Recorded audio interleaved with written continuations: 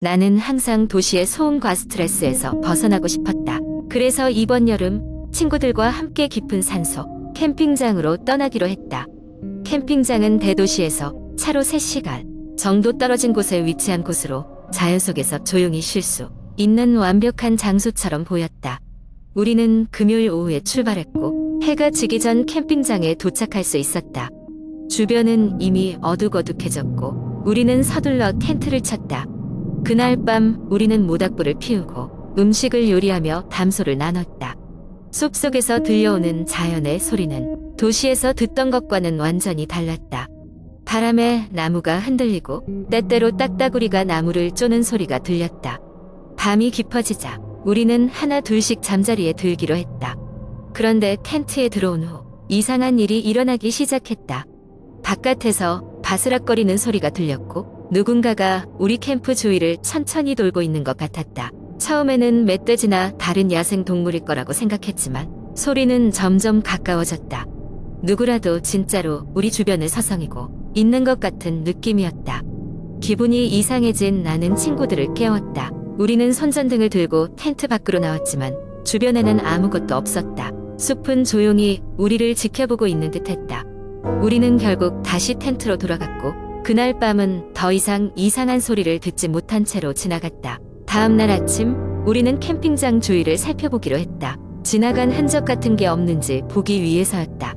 그런데 텐트 바로 옆에 발자국이 찍혀 있었다.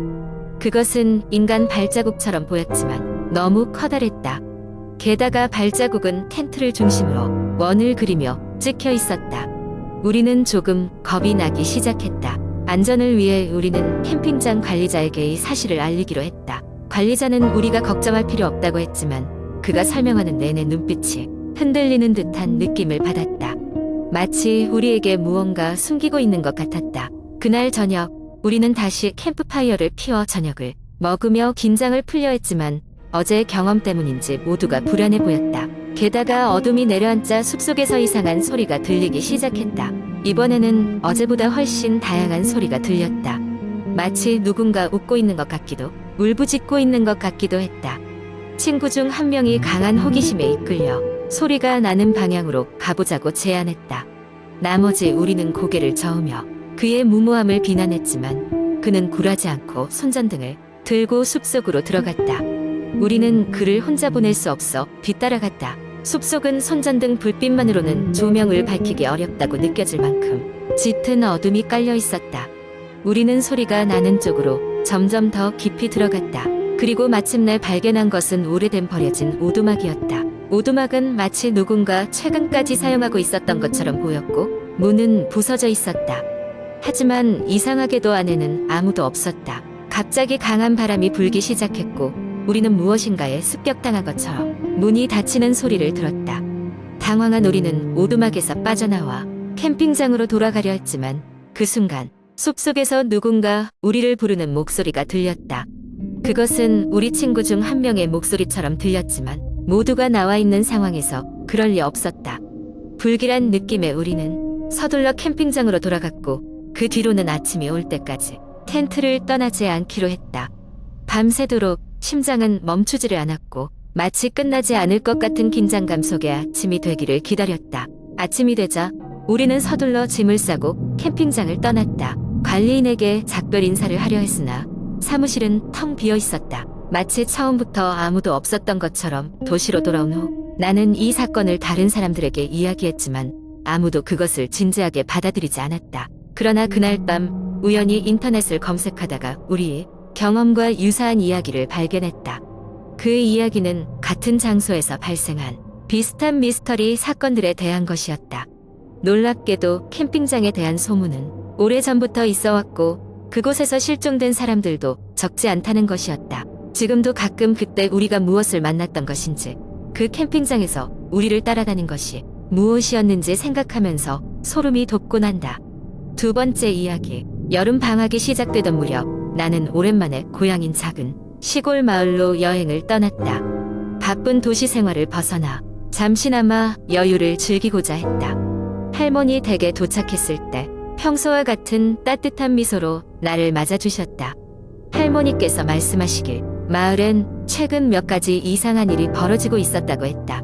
밤이 되면 알 수 없는 소리가 들리고 동네 사람들이 하나둘 신경이 곤두섰다는 것이다. 특히 마을 입구에 있는 오래된 빈집에서 이상한 소리가 난다는 소문이 자자했다.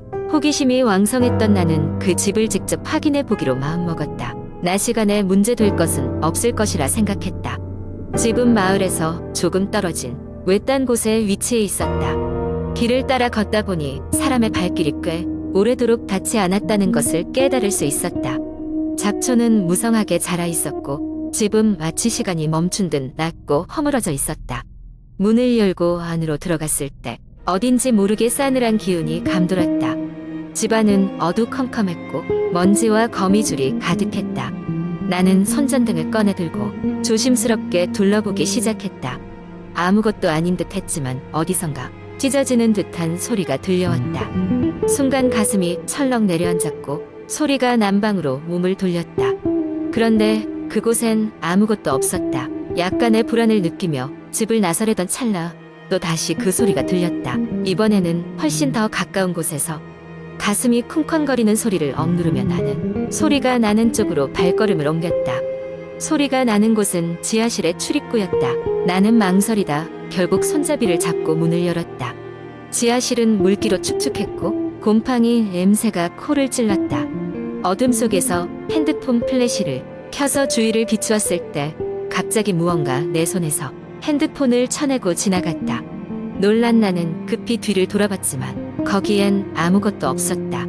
기분이 나빠진 나는 도망치듯 집을 빠져나왔다. 며칠 후 마을에 있던 작은 모임에서 다시 그 이야기들이 화제가 되었다. 나 역시 그때의 경험을 이야기했는데 듣고 있던 마을 어른 중 한 분이 오래전 그 집에 얽힌 이야기를 들려주셨다. 그 집에는 한 가족이 살고 있었는데 어느 날 갑자기 자취를 감추었다고 했다. 이후 그 집에서 밤마다 아이 울음소리와 기괴한 소리가 들리기 시작했다는 것이다. 그 이야기는 마치 누군가의 장난처럼 들렸지만 직접 그 집에서 겪은 나는 결코 쉽게 넘길 수가 없었다. 이상한 기운이나 소리는 계속 생각이 났고 나의 호기심은 점점 더 커져갔다. 그래서 그날 밤 나는 다시 그 집을 찾아갔다. 이번에는 녹음기를 가지고 그 소리를 잡아내고 싶었다. 집안은 여전히 어둡고 음침했다. 대화를 나누는 듯한 속삭임이 들리기 시작하자 나는 녹음기를 켜고 그 소리에 집중했다. 소리의 정체를 못 잡고 있던 나는 지하실로 향했다. 지하실 문 앞에서 발걸음을 멈추고 녹음기를 내밀었다. 그 순간 또 다시 뭔가가 스치고 지나갔고 앞이 캄캄했다. 깨어났을 때 나는 집 앞에 누워 있었다. 아침 햇살과 함께 마을 사람들이 나를 발견했고 나는 할머니 댁으로 돌아왔다. 이상한 경험은 악몽처럼 느껴졌고 녹음기는 온데간데 없이 사라져 있었다. 마을 사람들은 이후로 그 집에 더 이상 접근하지 않았다고 했다. 몇 주 후 도시로 돌아온 나는 친구들과 그 사건을 이야기하며 웃어 넘겼다.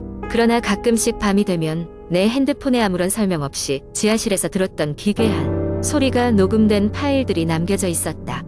그날의 소리는 더 이상 마을 구석에만 머무르지 않는 것 같았다. 세 번째 이야기. 나는 이름을 밝힐 수 없는 한 작은 도시 출신이다. 대학에 진학하고 나서는 서울로 올라가서 기숙사 생활을 시작했지만 주말마다 집으로 돌아가 가족들과 시간을 보내곤 했다. 어느 여름 방학 때도 별다른 계획 없이 집에 내려갔다가 일요일 밤에 서울로 돌아가기 위해 고속버스를 탔다. 버스는 밤 11시 출발이었다. 사람들은 거의 타지 않고 버스는 텅 비어 있었다. 나와 승객 몇 명만이 자리를 잡고 앉아 있었다. 그날 밤은 달이 없는 흐린 날씨였다. 가끔씩 몰아치는 빗줄기가 창문을 세차게 때렸고 버스는 쏟아지는 빗속을 뚫고 달렸다. 1시간쯤 지났을까? 졸음이 몰려와 눈을 감고 있는데 어디선가 묘한 기분이 느껴졌다. 주변을 둘러보았지만 여전히 대부분의 좌석은 비어 있었다. 이상하게도 몇 자리 앞에 앉아있는 한 남자가 눈에 띄었다. 그는 내내 나를 쳐다보고 있는 것처럼 보였다. 그 남자는 어딘가 이상했다. 그의 피부는 창백하게 빛났고 눈은 어두운 그림자에 가려져 있었다. 나와 눈이 마주치자 그는 웃음을 지었다. 그 미소는 친근함과는 거리가 멀었다. 오싹할 정도로 기괴한 미소였다. 나는 고개를 돌려 창밖을 바라보며 그 기분을 떨쳐내려 했지만 마음은 계속 불안했다. 그리고 얼마 후 버스가 어느 고속도로 휴게소에 멈춰섰다. 나는 시계를 보니 새벽 1시를 가리키고 있었다. 버스 기사님은 15분 정도 쉬었다 가겠다고 안내했고 나는 화장실에 다녀오기로 했다. 휴게소에 내렸을 때 나는 그 남자가 나를 따라 내리는 것을 눈치챘다. 비는 더욱 거세졌고 휴게소는 을씨년스러운 분위기에 잠겨 있었다. 나는 화장실로 서둘러 향했다. 뒤에도 그 남자가 따라오는 발소리가 들렸다. 심장이 빠르게 뛰기 시작했다. 화장실에 도착해 거울을 보면서 손을 씻고 있었다. 그런데 등 뒤에서 익숙한 목소리가 들렸다. 너도 그거 봤어? 깜짝 놀라 뒤돌아보니 그 남자가 문 앞에 서 있었다. 그는 여전히 미소 짓고 있었다. 그가 말하는 그거가 무엇일까? 알 수 없었지만 본능적으로 무언가 불길한 예감을 느꼈다.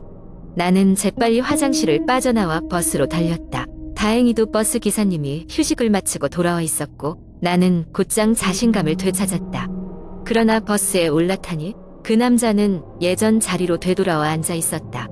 그제서야 나는 마음속 깊숙이 두려움을 느꼈다. 버스는 다시 출발했고 창밖의 풍경은 변함없이 어둡고 비가 내렸다. 주변 사람들은 모두 잠들어 있었지만 나는 잠들 수가 없었다. 그 남자의 존재 때문이었다. 몇 시간 뒤 즈음 그가 조용히 자리에서 일어나 중간 통로로 나왔다.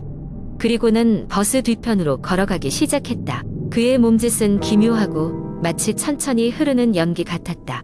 그 순간 내가 앉아있는 자리 바로 뒤에서 이상한 소리가 들려왔다. 마치 누군가가 창문을 두드리는 것 같은 소리였다. 나는 천천히 고개를 돌렸다. 그런데 창문에 비친 내 모습 바로 옆에는 창백한 손이 창을 두드리고 있었다. 그것은 바로 앞서 지나갔던 그 남자의 손이었다. 두려움에 가득 차 소리를 지르려 했으나 목소리가 나오지 않았다. 바로 그때 버스기사가 갑자기 차를 좌우로 급히 흔들더니 비명을 질렀다.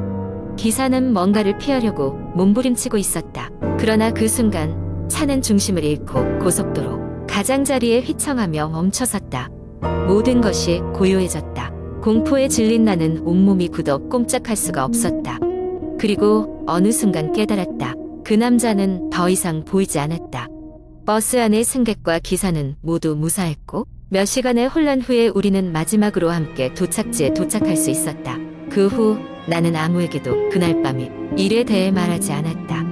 하지만 그날 밤 이후로 나는 그 고속도로를 지날 때마다 창밖을 바라보지 않는다. 그 남자의 창백한 미소와 그 영상은 내 기억에서 결코 사라지지 않을 것이다. 그리고 그 무언가가 여전히 어딘가에 존재할지 모른다는 생각에 오싹함을 느낀다.